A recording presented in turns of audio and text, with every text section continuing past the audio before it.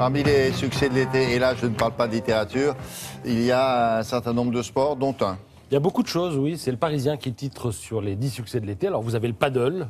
Voilà, je pensais à ça, oui. Allusion à l'instant. Vous avez aussi un livre, Le fabuleux destin d'un intestin, qu'Olivier connaît. C'est un gastro-entérologue qui a écrit ça. Il tient 350 pages sur les remontées acides. Voilà, et ça n'a pas quitté le top 10 des ventes de l'été. 140 000 exemplaires en France, 1 million en Allemagne. Ah oui. En Italie, partout, dans toute l'Europe, c'est fou. Ben, on a tous un intestin, je veux dire, dans toute l'Europe. Et au-delà, paraît-il. C'est vrai.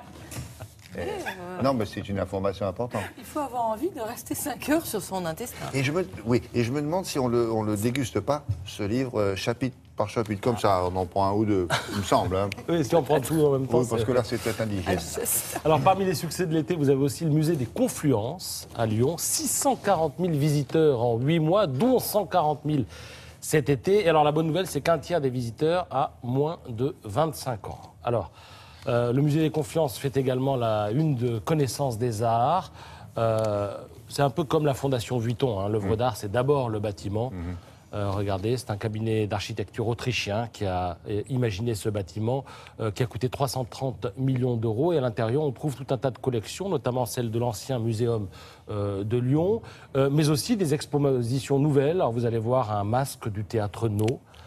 Alors ça, il y a la collection des animaux. Ensuite, il y a le masque du théâtre No. Il faut savoir qu'il en existe 138 qui sont censés exprimer la palette des émotions que peut ressentir un être humain. Le voilà.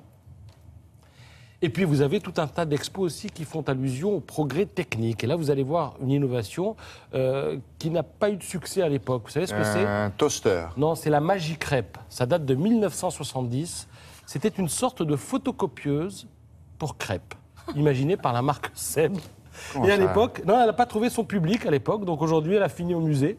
Et l'usage était une photocopieuse pour crêpes. Apparemment, on mettait de la pâte, il suffisait de faire tourner le truc comme une Ronéo, et puis il y avait des crêpes qui sortaient. Ah oui, non, mais il y avait vraiment des crêpes, quoi. Oui, mais le problème, c'est que ça n'a pas trouvé son public, le fonctionnement était un peu trop complexe, mais quand on lit ça aujourd'hui, on se dit qu'ils avaient inventé l'imprimante 3D avant l'heure, en quelque sorte, en 1970.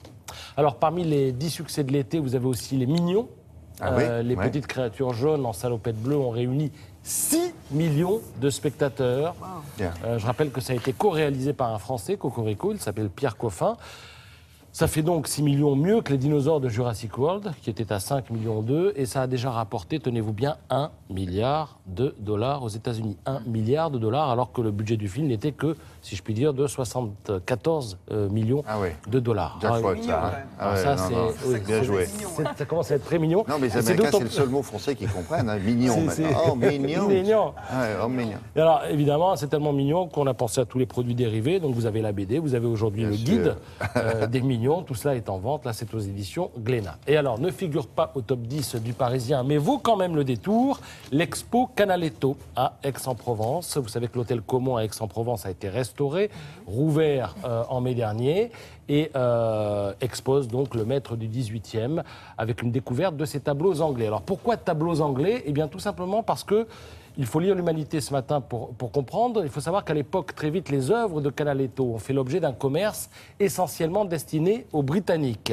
C'était des petites cartes postales, avant la lettre, en quelque sorte. Et puis, au début des années 1740, la guerre de succession d'Autriche a opposé Venise et l'Angleterre. Du coup, l'Angleterre a restreint ses débouchés.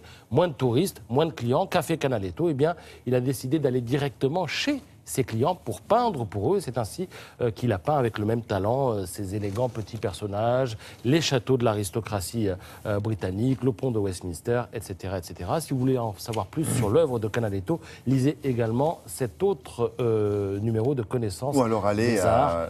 Ou allez voir l'exposition à Aix-en-Provence, hôtel Caumont. Elle est magnifique. On l'a montré cette expo. Canaletto, c'est toujours bien.